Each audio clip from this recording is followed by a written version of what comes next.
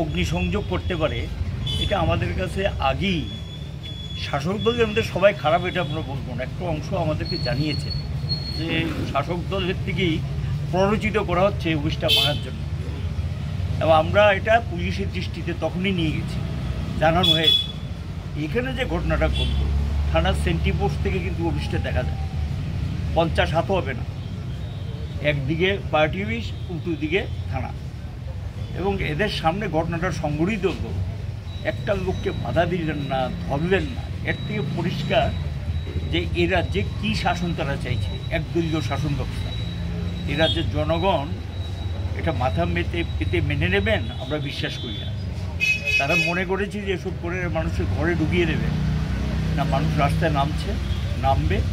আজকেও তো আমরা দেখলাম এই ঘটনার পর প্রতিবাদী বিক্ষোভ মিছিল হয়েছে, থানার সামনে বিক্ষোভ দিয়ে করেছে, কিন্তু কোনো জবাব তারা দিতে পারেনি। কী জবাব দেবে? থানার সামনে ঘটনা তো কোনো জবাব দিতে পারে না। আমরা আশা করি এই রাজ্যের মানুষ এটার বিরুদ্ধে অতীতেও সোচ্চার হয়েছেন, আগামী দিনেও সোচ্চার হবেন, এবং এটা করে বামপন্থীদের যে আন্দোলন গড়াই বা সিপিএমদের গড়াই আন্দোলনকে স্তব্ধ করে দিতে পারবে।